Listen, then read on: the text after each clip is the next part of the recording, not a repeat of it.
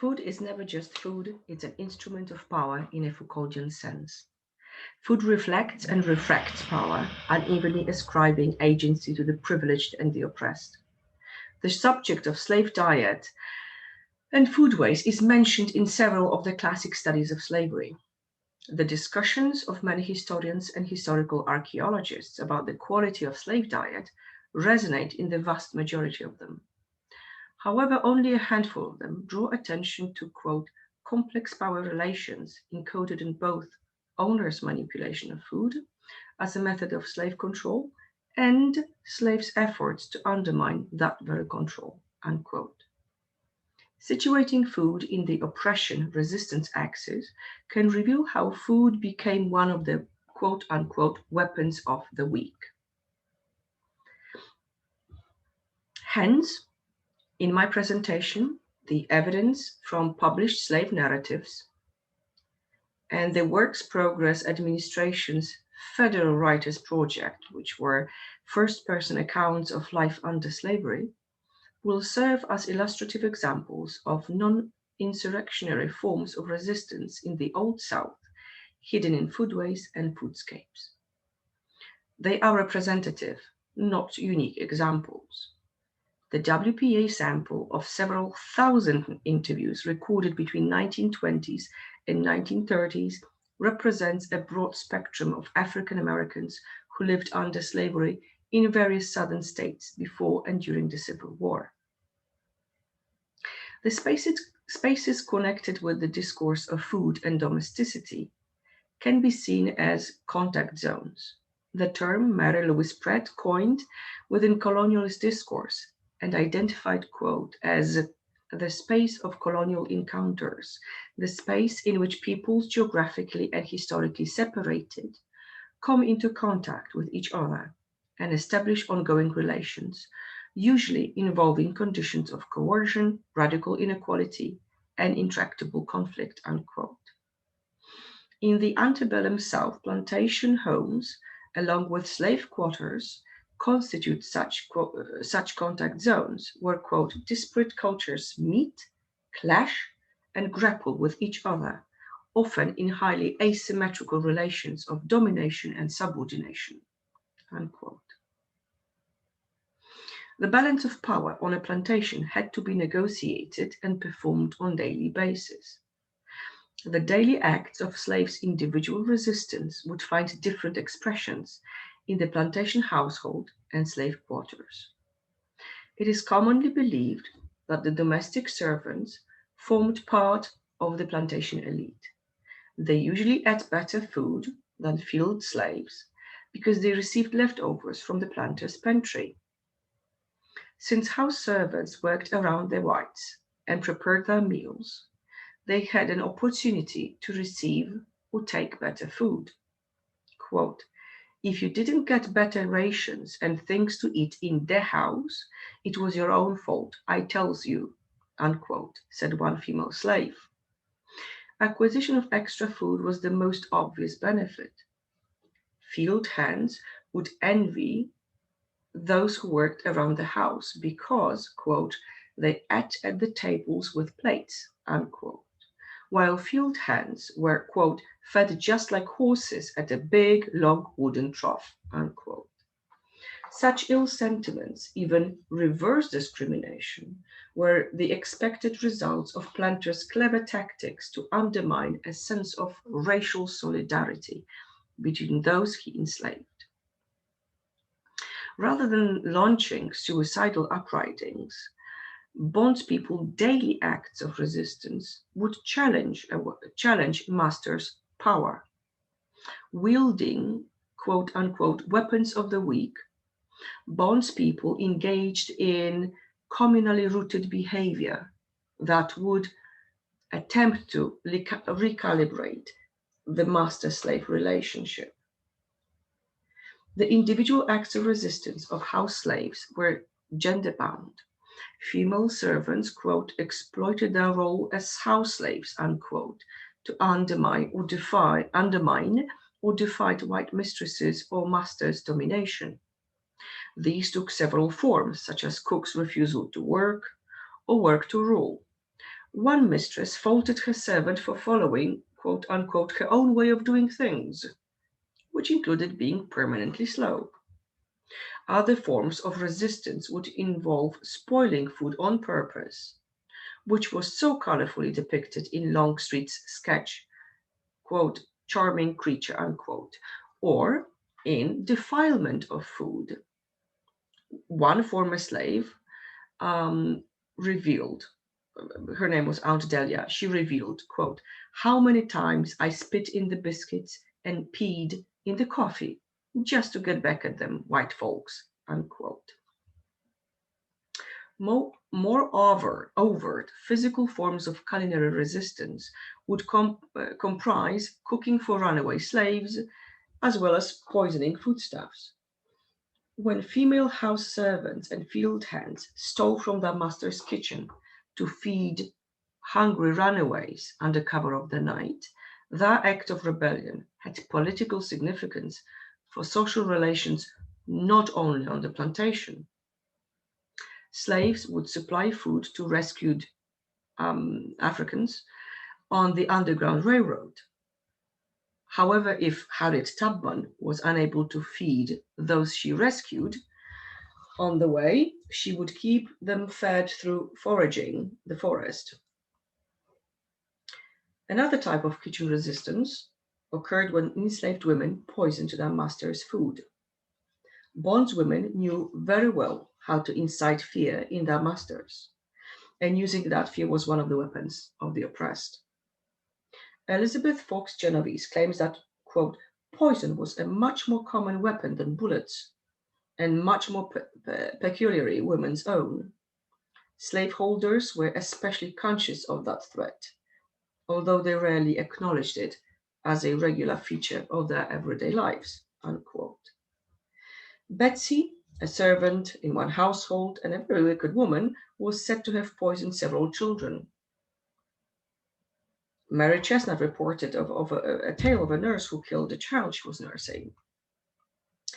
And a slave that Elizabeth Fox Genovese mentions brought her mistress water and food, and the mistress got sick to her stomach.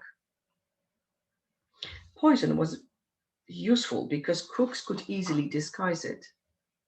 The slaveholding class's fear of poisonings emphasized that plantation kitchen was a domain of both servitude and resistance. The three primary sources of the food field slaves consumed, which were one, weekly food rations, two, food raised by themselves in slave quarters, and three, gathering, hunting, and fishing. These three sources were used by planters to control their bondsmen, and in return were used by the enslaved as acts of defiance. Understanding the power of foodways in inducing desired behavior, planters would more readily use the threat of punishment rather than the promise of benefits. On average, planters, quote, rationed out a peck of cornmeal and 2 to 4 pounds of bacon a week to each full hand. However, memories of wretchedness, of food during slavery resonated powerfully in former slaves' narratives. The cruel practice connected with food, which was commonly carried on by southern plantations, is described by Lewis Clark in his narrative. Quote, occasionally, we had some refreshment over and above the 2 meals, but this was extra, beyond the rules of plantation.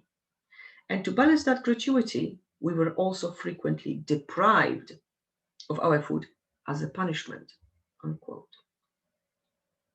The greatest gift of all was Christmas, both the time of for Christmas celebrations and the actual presents, such as food. Rural pleasantries and gratuities reminded slaves of oppressive paternalism. Frederick Douglass, in his narrative, recalled that, quote, these holidays serve the purpose of keeping the minds of the slaves occupied with prospective pleasure within the limits of slavery, unquote. Under the influence of alcohol, instead of using relaxed Christmas time supervision to run away from bondage or plot rebellions, slaves rather engaged in festive activities that bound them to slavery. Christmas time, corn shucking, and hog killing were the three occasions for feasting on plantation. Those occasions were used both by planters and slaves to recalibrate power relations. For instance, both the abuse and paternalism of planters were expressed in corn shucking contests. On the one hand, the shucking was generally night work overtime. On the other hand, it offered modest rewards, such as special dinner, dance, or a lot of whiskey. The added bonus of both hog killing time and corn shucking was the fact that slaves were working for themselves. Corn and pork would feed their families. The gala affairs afterwards were the overt benefits of such contests, which were used by bondsmen as occasions for field slaves and house servants to bond and conspire. During Christmas festivities, slaves had more freedom to socialize with fellow bondsmen, also from neighborhood plantations. Because of the nature of such congregations, quote, a high proportion of rumored slave plots against planters' oppression involved Christmas holidays, unquote. Under the veil of festive spirit represented by corn songs, slaves expressed direct, if muted, social criticism of the peculiar institution.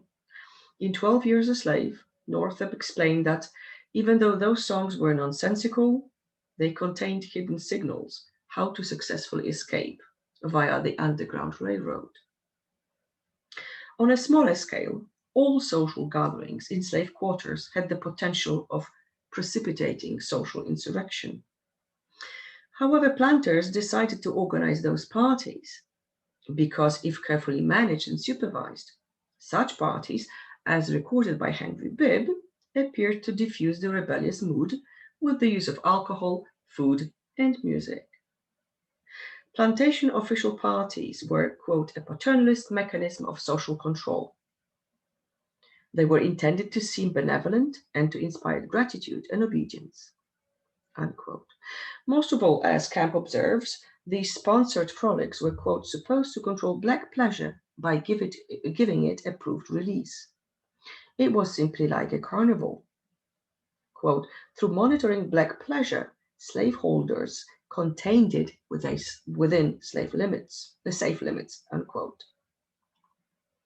Realizing the oppressive paternalistic undertones of planters organizing parties, as often as once in a fortnight in some cases, some slaves organized their own secret meetings. At the risk of flogging, women, quote unquote, borrowed goods from their masters. And as one slave reported, they would hide in, quote, a swamp or other byplace to cook by night, carefully destroying everything likely to detect them before they returned to their cabins in the morning, unquote. If rationing food was a form of resistance, then a form of violence, then theft was a form of resistance against regulation of foodstuffs. Rationing food and its theft were intertwined. Stealing foodstuffs from their masters seems to be the most visible and widespread slave resistance on plantations. Interestingly enough, many slaves admitted that their own masters had taught them to steal from the nearby plantations. This tactic turned out surprisingly to be a double-edged sword. What foodstuffs slaves stole is not as interesting as the justifications for petty thievery. Masters would blame slaves' misappropriation of foodstuffs not on meager diet, but on slaves' wicked nature, thus not blemishing their own paternalistic image. Slaves, on the other hand, employed a different sense of ethics. First of all, they reasoned that only persons can steal, and since they are property, they cannot be guilty of stealing. They were simply taking food without permission. One slave informed his interviewer that while he has taken the sugar, he has not stolen it, because only people can steal. And as we can see, property cannot be liable to the charge of stealing property. Secondly, other slaves were, quote, merely taking that which they had worked for, unquote, but which the owner unjustly denied them. The enslaved often saw theft less as a stealing and more as a covert access to the items they produced, the items produced by their own labor. Others, like Frederick Douglass, saw stealing as a mere case of redistribution of the master's property from one form to another. Quote, it was only a question of removal, the taking of the planter's meat out of one tub and putting it into another. The ownership of the meat was not affected by the transaction. At first, he owned it in the tub, and last, he owned it in me. Unquote. In a similar vein, Austin Stewart would rationalize in his narrative, quote, it cannot be stealing because it belongs to Massa and so do we. And we only use one part of his property to benefit another, unquote. Theft was a mundane and frequent mode of resistance, and its everydayness underwrote its power.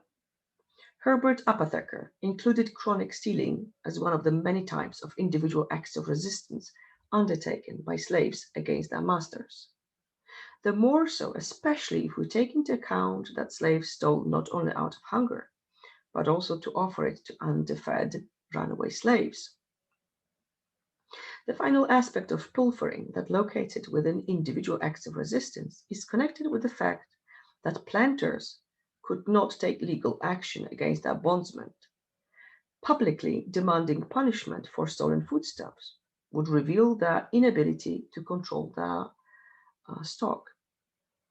All in all, even though slaves' acts of individual resistance to planters' oppression had a less widespread impact on the power structure in the plantation South as compared to the systemic resistance of political and or military revolt mentioned by Herbert Apotheker, such acts of individual resistance proved a fertile ground for slave collaboration and, to use Hillard's phrase, quote, wriggling out from under the thumb of oppressive masters, unquote. Thank you.